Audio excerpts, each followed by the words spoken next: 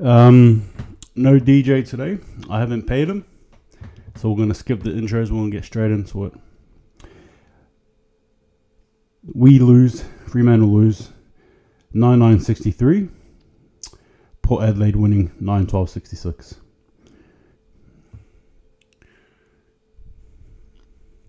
I don't know how to sort of premise this or even start this video because last night was so deflating. It was actually shattering. And if you haven't done so already, please subscribe to my Instagram where I'll give you guys my latest thoughts and feelings, etc. That's Don't Argue Podcast. Can I just start off by saying that our backline doesn't deserve the rubbish that our forward line seems to be producing? Hats off to Josh Tracy. Beautiful game. But I feel like in patches he was probably the only player who stood up for us. Is that wrong to assume? In the forward line? Yeah? I almost think Josh Tracy and Sam sort of, and maybe even Banfield, were the ones who stood up in patches. Our defense was sublime, just as I predicted. I had no worries about backline. Nobody in the backline can be blamed for today at all. I think there comes a point, and I get it, because there's a few Freo fans, a few of you guys out there who, obviously you feel the loss here.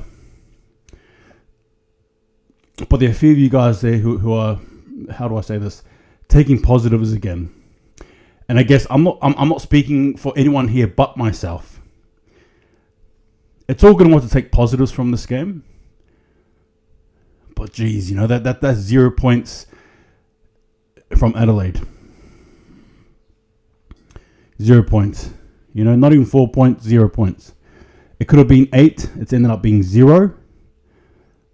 And despite the fact that it was close, and despite the fact that, much like Carlton, we were dominant for a lot of the game, close is not good enough.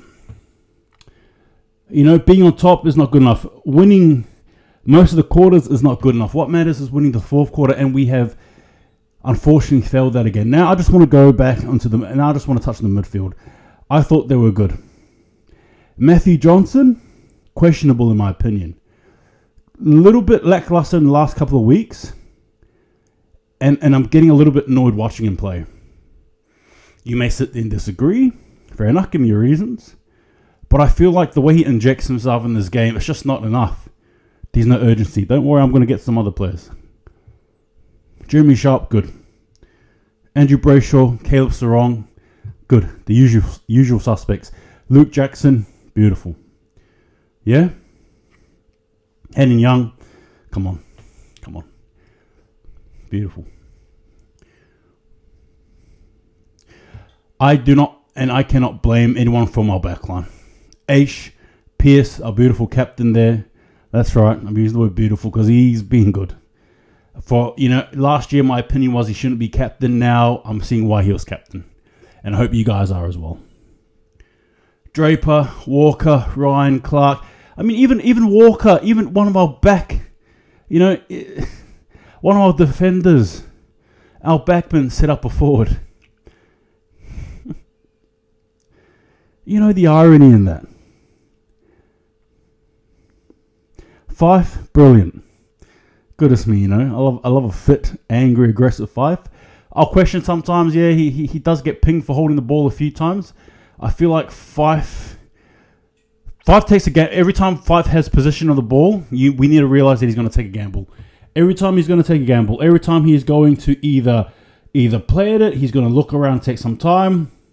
But either way, there's a gamble there of Fife, and it's usually in the context of he's not going to dispose of the ball as soon as possible. And I'm learning to live with that because a lot of the time he produces good, but sometimes he gets pinged.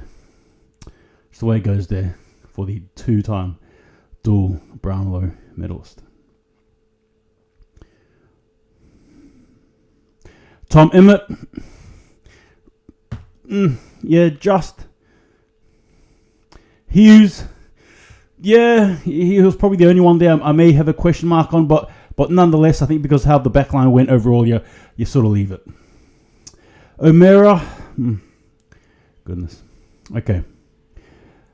The game was good, generally speaking, for us. We were composed, we were collected, we were dominant. But yet, again, as per usual, and I touched on this and I'll touch on it one more time. When the ball was kicked inside our own 50, inside 50s, we could not convert. And honestly, I'll be honest with you guys, it's just getting a little bit beyond pathetic. Now, I get it, because it was good there. And I've touched on the good. The defense was good. The fact that we were actually able to get the ball from mid to forward line was good. We're not struggling with that.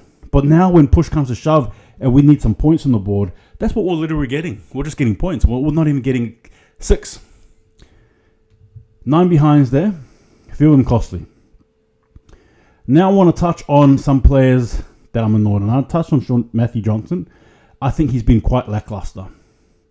Sun, besides one good game this year, Crows, geez, I need a bit more from him. Because he seems to get outrun.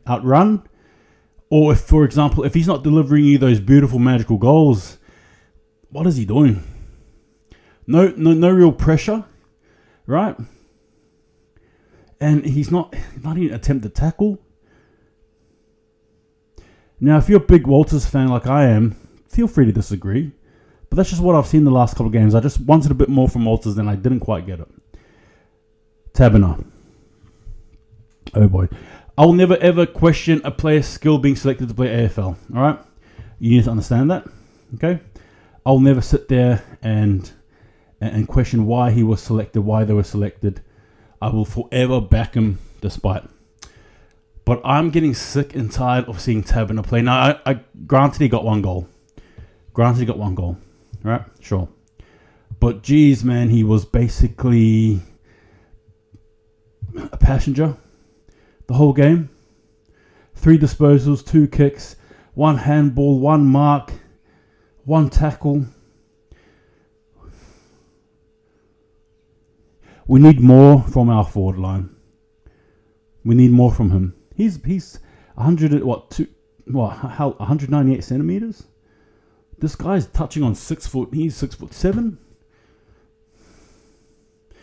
There's no real effort, and I'm sorry that I'm sort of dissecting this little by little, really, because I'm just trying to really I'm trying to give you guys my thoughts as it goes on.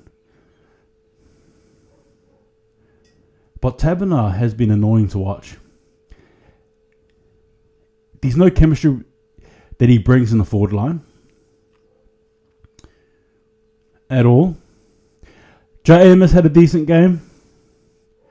Ironically, it's a game where Taberner is almost virtually out of the way there, which he does a good job of. Aish, good. It's what I touched on before, good. Banfield, I know people had thoughts about him here and there, but I thought he was good, personally. But the point is, my annoyance is the fact that we can't seem to hold on to games despite being in front. We can't convert. And I think it's unfair. And I touched on the backline, and I say it all the time. It's really unfair that our backline does all the heavy lifting for a lot of the game there, particularly because Port are so good at transitioning from mid to forward line. It's so unfair that we mark, that we punch, that we push our way through in the back line just to get no reward there for a lot of the time in the forward line. The fact that we were so dominant, had a lot of the ball, and we were only up by 8 points at one stage is so deflating. It's deflating. And I don't know how you feel there, guys, but, it's all going well, but close games, you can take a lot out of, sure, but they don't give you 4 points. Particularly if you lose, obviously. They don't. A losing close game will always be that, a loss. And I just feel that we need to shake up our front line, our forward line. Honestly, the guys at the back don't deserve this ball.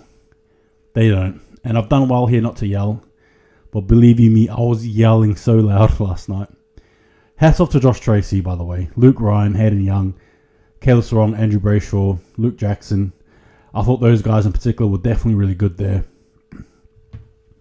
But the likes of Matthew Johnson, Tabiner, Walters, I almost feel like we need to start throwing the axe around somewhere. All right, it's got to hit something, because we can't keep on having these guys. These guys that I've named are probably the difference between winning and losing, possibly. If Walters and Tabs put in half the effort of just Tracy, I don't think we lose this game. But the issue is they didn't. That's the issue. Sorry. I'm sick and tired of seeing our backline, our defenders, defending their guts out just for our foreline to give us nothing at all. And it happens a lot. And it's all going well for the coach to come out there and say it was close and stuff. I get it. I'm not disagreeing with him. But geez, man, we can't get so comfortable with these close losses. Okay? For a team that's trying to be in the 8, we should have at least won one of these games.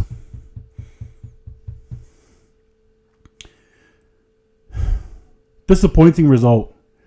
Yes, there's some good. Yes, I get it. But there was good in their Carlton game and didn't transition to this game. I expect more from some of these players that I'm named. But besides those names there that I'm worried about,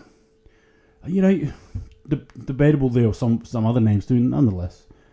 I've named some of the key names there that I was just, so like the time is ticking and what's the point? Anyway, I'm done. Give me your thoughts. Take it easy. Forever up the Dockers. Don't argue.